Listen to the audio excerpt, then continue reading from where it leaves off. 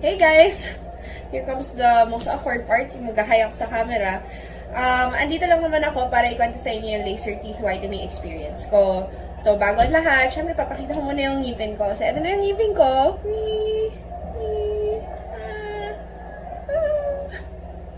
Okay, so yan na siya. Yan na yung ngipin ko. It's whiter than usual and I'm very happy about it. Pakwento ko sa inyo yung before, during, and after. And bago lahat yon, ano ba muna ang laser teeth whitening and why are people so curious about it? So, laser teeth whitening kasi is ginagawa lang siya sa dentist office. So, pupunta ka to the dentist office and they will apply a bleaching gel on your teeth. And then, they will apply a laser, aka a blue light, to heat up the gel so that mas dramatic yung results ng pagka-whiten niya. So, basically, ayun siya. So, beforehand, kaya ako nag-decide na magpa-laser whitening kasi napapansin nyo ba na parang ang gumaganda yung mga ngiti ng mga tao recently? Like si Mimi, si Chiquitita, yan si Tony, parang they have such great teeth and they're so sparkly white. Doon ako unang na-curious. Kasi ako, parang I've always been comfortable with my teeth. I really like my teeth. They're really nice. Ginastusan ko siya ipa-braces way back when. And so, I think my teeth is in a good place. Tapos, inaalagaan ko siya for cavities, napaklining ko siya. So, I take pride in my teeth. Pero one thing I noticed is that it's not as, bright as as other people's teeth. Pero, alam ko naman na yung sa kanila, of course, is also a product of veneers. Kaya ang ganda ng ang ganda ng gleam ng teeth nila. So, not to compare with that, pero syempre ako parang, how can I make my teeth like brighter and whiter? Kasi I've never tried laser whitening before. I've only tried yung mga whitening strips na yung effects take a little bit longer, pero it's not as drastic din. So, yun yung before. Yun yung dahilan kung bakit ko siya gusto. Pero, malinaw naman sa mind ko na I'm not gonna do it. I'm not gonna do it kasi it will cost so much money. So, nag-research ako ng mga prices ng whitening in the Philippines. So, okay. Here's one by Shinagawa LASIK. Prices start at 25,000 pesos. No way. Here's with Fashion Smile Dental Health and Spa. It's 7,500 per session. And they recommend 3 sessions. Yung sa akin, 1 session pa lang. Metro Dental is 18,000 pesos. And the cheapest or the more affordable ones I could find is the Smile Bar, which parang napuntahan na to ni Kilakosh. Doon siya nagpa-whiten. This one is 4,000 pesos per procedure. So, malinaw sa isip ko, hindi ako magpapaganto. Like, this is just out of my priorities. Hindi to practical. So, lo and behold, tuturo ko sa inyo yung hack kung paano ko siya nakuha for less than 1,000 pesos. And that is by downloading this app. Sana makita siya on camera. But this is the Metro Deal app. This is not sponsored. Wish ko lang may mag-sponsor sa akin ito, diba? Pero this is the Metro Deal app. And I've had this for like over 2 months na. Pero it's, matagal na tong Metro Deal na to. Pero, just like maybe other people out there, I'm one of those people who are very skeptical about trying these deals kasi parang they sound too good to be true. So, I started with buying food and then it worked. Tapos, I bought a gym membership and it also worked. So, sabi ko, and then, nadaanan ko na siya yung laser teeth whitening offer. Okay. So, the laser teeth whitening offer is this. Laser teeth whitening with oral prophylaxis and consultation at Family Dentistry in Makati for guess how much? It's only 799 pesos. So, ayun na. Meron pang isa, pero 1,199 siya. So, sabi ko, this sounds enticing talaga, 800 pesos. Tapos, may kasama ng oral prophylaxis. So, ang trick with any Metro deal, deal is you have to call in first to verify kasi minsan alam mo yun, medyo sketchy, like baka what they put here is not exactly what you were expecting, so mabuti na like you clarify it beforehand before going there and before buying it. So I scheduled it with them. I had a few questions na na-answer naman ng girl, and then that was it. So fast forward to when I was already at the clinic. By the way, you have to purchase the deal beforehand. Pero nagpa-schedule muna ako. So, schedule muna, then buy the deal, and then pumunta ka na dun sa clinic at your scheduled time. So, nagpa-oral prophylaxis na ako and all. And then, here comes the tricky part, guys, na I'm really happy na ma-share ko to sa inyo kasi makakatipid kayo. Okay, so once I got there, there was a little bit of a waiting time, pero it didn't bother me so much. Tinawag na ako into the clinic, and then the doctor was explaining to me the procedure. So she said na, do you have sensitive teeth? And I said, no, I don't have very sensitive teeth. Parang kaya ko naman uminom ng cold beverages, hot beverages. I can eat ice cream without being bothered kasi some people have really very sensitive teeth. So I was not one of those people.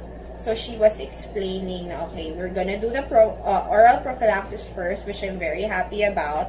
And then, chinek up niya yung teeth ko altogether. So with anything cheap, you know they're going to try and sell you something expensive. And ako, syempre, ako naman, I'm a very informed consumer, very, very, smart buyer, I would like to think. So, nung chinek niya yung teeth ko, she had, lumalabas, if gagawin niya on me yung mga recommended na procedures, all of the money na ilalabas ko is worth 9,000 pesos. Almost 10,000 actually. Kasi may parang I think 4 na teeth siya na gusto isilan.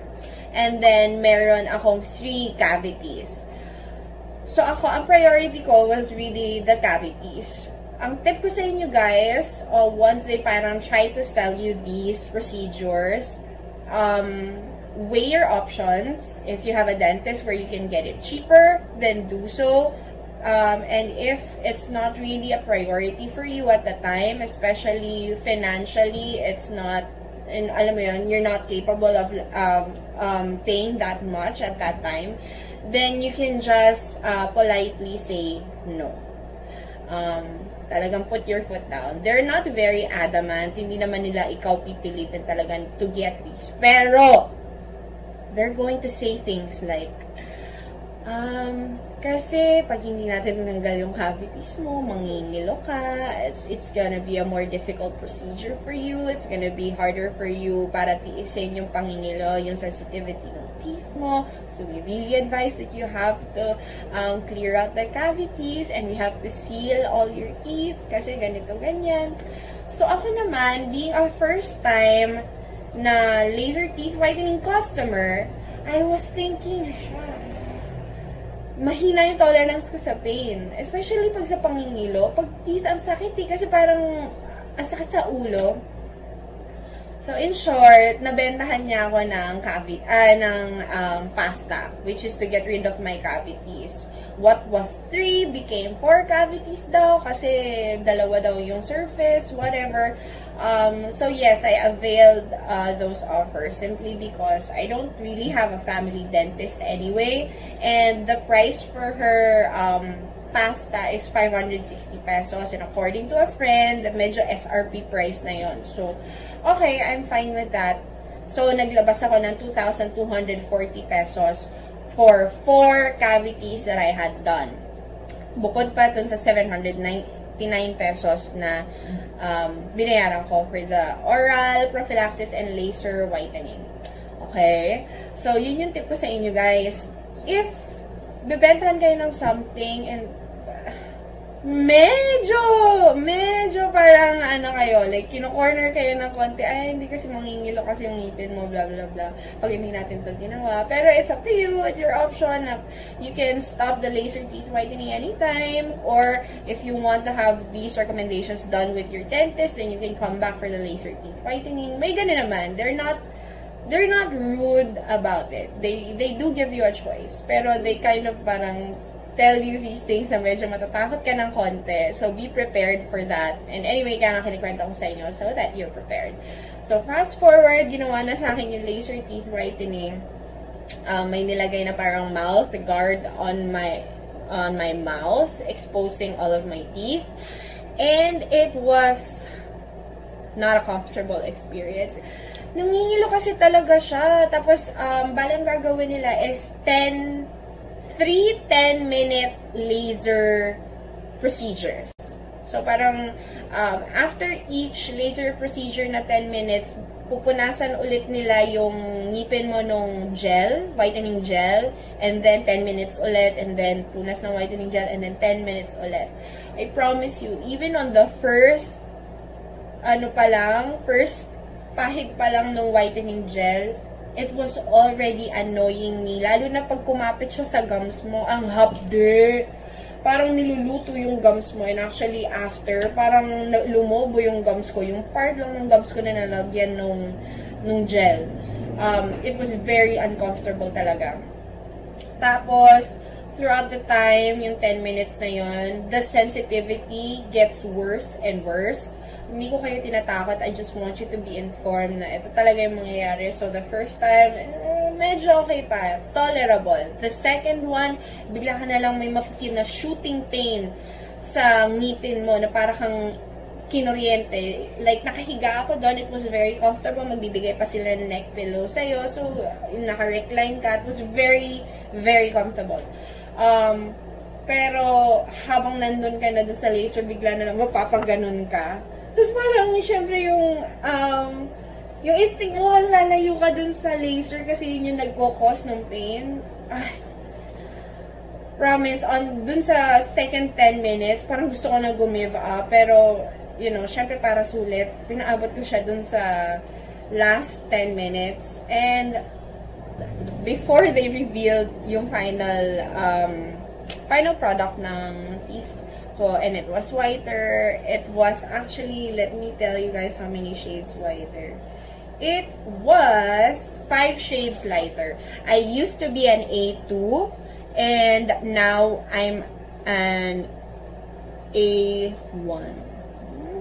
Akala nyo, may mga letters kasi, so it's not really magkatabi yung A1 at A2. So, afterwards, umuwi na ako sa bahay, uminom ako ng Advil. By the way, it's allowed. You can drink mefenamic acid or yung mga NSAIDs, like paracetamol, mefenamic, ano pa ba. Ako, ang ininom ko was Advil, and napansin ko na yung pain in my teeth and sensitivity became much worse nung umuwi ako. Pero right after the procedure, it was kind of tolerable.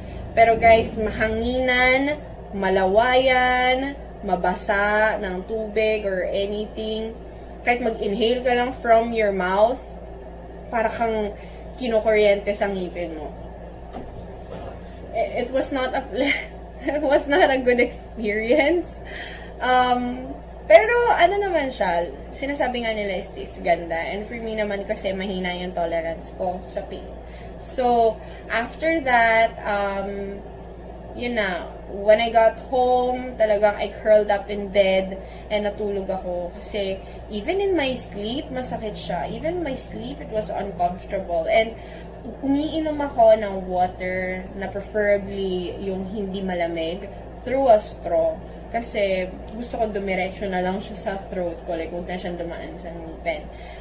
Another advice of the doctor is bawal daw ako kumain ng foods that stain teeth, which are foods like tomatoes, so ketchup, tanggal yan, mga toyo, spaghetti, yung mga ganon, yung mga the usual na nakaka-stain ng teeth. So, siguro mga black ramen, yan, makakastain yan. Ang rule of thumb niya is if it can stain a white t-shirt, then it can stain your teeth. I feel like everything stains a white t-shirt. So, dadaanan ko some of your questions kasi baka meron akong hindi nasagot. Okay guys, here are the questions. Like I said, the price, you will be able to get it at 799 pesos only per session, and it is advised that you come back after a month to get a second session, pero that's completely up to you kung babalik kayo. I suggest that you try it first and then see if you can tolerate it, see if you're happy with the results, and then decide if you're gonna come back or not. Will it still be okay to smoke or drink coffee and tea afterwards? It's not. It's super not. Drinking coffee will affect yung teeth mo, especially if you whitened it. Para kasing mas magiging susceptible siya to being stained kasi nakita mo na white na siya eh. So, you will feel really disappointed kapag uminom ka ng coffee and ng tea and mapansin mo na nag-decrease na yung pagka-white ng teeth mo. It really will stain. Where did you have it done? At Family Dentistry in Makati. It's located at the atrium, second floor. Pagkakit nyo ng elevator, it's on your, ng escalator, it's on your left.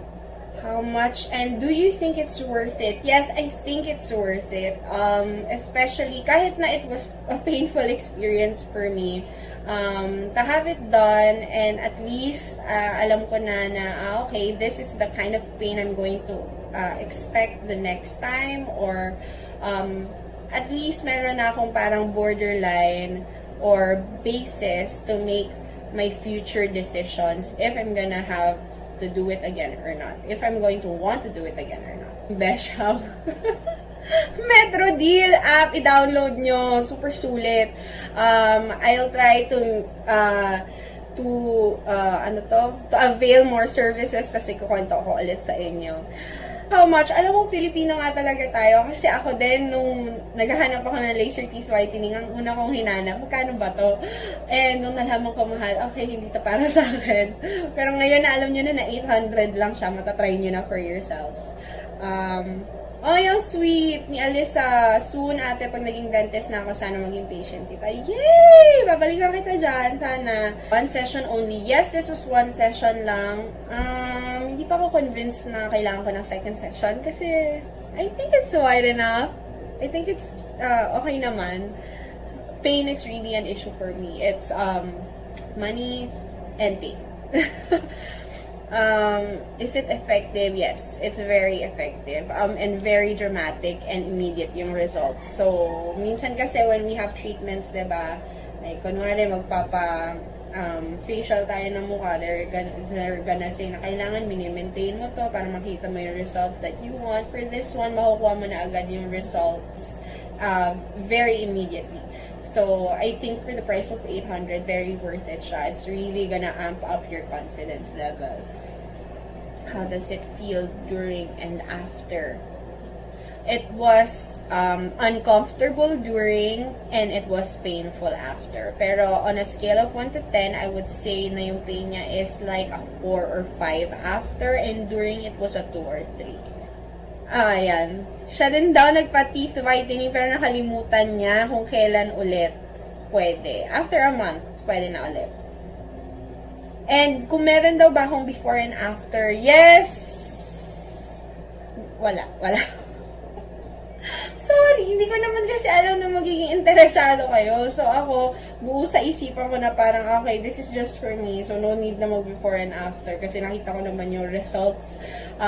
No need to convince myself that it was effective. Pero next time, guys, I'll have a before and after. Pero picturean ko na lang yung after, which is this. And then, basta sige, tatry kong mag-modify ng before and after. Hanap ako ng picture ko. Masakit po ba na yung tipong ayaw nyo nang kumain? Oo. Pero, mangingibabaw pa rin yung gutom mo kahit ayaw mong kumain. Kakain ka pa rin. The thing kasi, what I learned is, dito lang siya ina-apply hanggang dito sa teeth na to. Like, really, mostly yung teeth lang nang makikita when you smile. So, eto, wala ka namang sensitivity dito sa likod, which are the teeth na you use to chew your food. So, okay lang siya. And one more thing na I learned, when they said na, kasi yung cavities ko were here nasa mga molars ko eh. So, yung ginagamit ko pang chew. So, I didn't know why she was saying na it's gonna affect the sensitivity of my teeth. Kasi hindi naman yan ni laser whitening yung molars ko. Diba? So, ayun. Buti na lang ako as a person, like, dedicated naman ako to getting rid of those cavities. Kaya, nabentahan niya ako. Pero, afterwards, I just realized na, hindi naman nalagyan ng gel yung ngipin ko sa likod. Bakit, sinasabi niya na dapat ipapasta ko yung likod? Kasi, mangingilo daw ako kung hindi. I don't know. Okay, so nasagot ko na lahat pala. Marami kasing questions pero parang most of it paulit-ulit and most of it nabanggit ko na kanina. So that is it. Thank you so much for listening and sana makatulong to sa inyo. The next time I'm going to try something, I'll make sure to document para sa inyo so I can share the experience. And yes, that is it! See you in the next video, guys. Magme-makeup lang muna ako dito. Bye!